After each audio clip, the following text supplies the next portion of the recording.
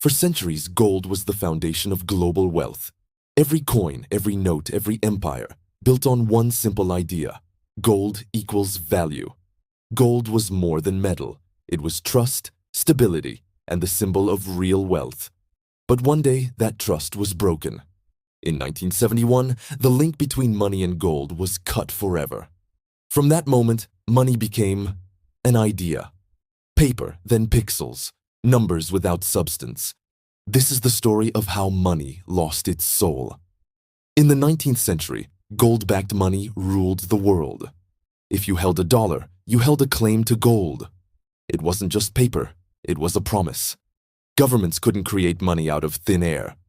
Every printed bill meant there was gold stored somewhere to support it. Economies were slower, but stable.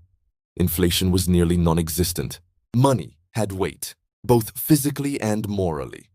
Then came the World Wars. For the first time, countries had to finance destruction instead of production. They needed weapons, not goods. And to pay for that, they printed more and more money. The gold reserves couldn't keep up. The connection between money and reality began to crack. By the end of World War II, global economies were in ruins. Trust had collapsed. A new system was needed, one that could rebuild the world economy. In 1944, world leaders gathered in Bretton Woods, New Hampshire. They created a new monetary order. The US dollar would be the center of it all, backed by gold. Other currencies would be tied to the dollar. It was a clever idea. America had the largest gold reserves at the time, so the system worked, at least for a while. But there was a hidden flaw. If the United States printed more dollars than it had gold, the balance would fail.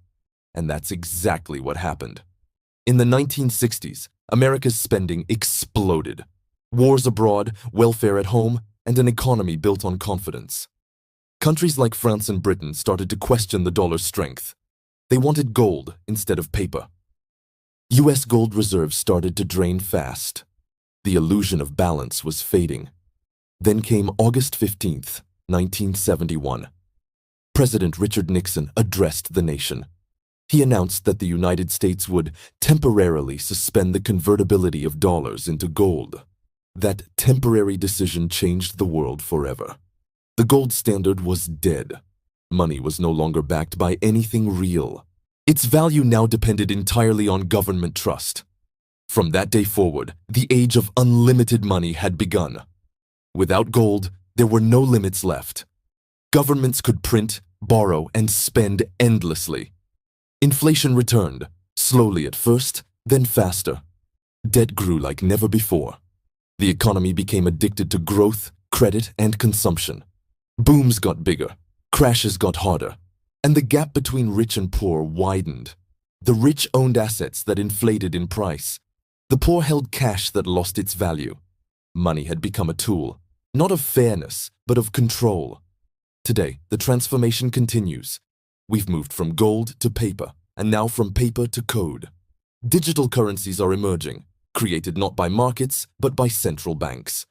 They promise efficiency, but they bring something else: control.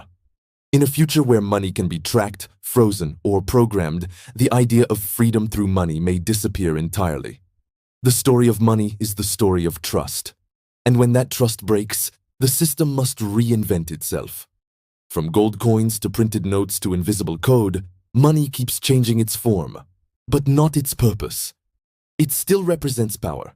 It still defines who controls the world. Gold once grounded that power in reality. Now it floats, untethered, uncertain, and fragile. Money once represented freedom. Then it became a tool of control. The gold standard may be gone, but one question remains. What gives your money value today?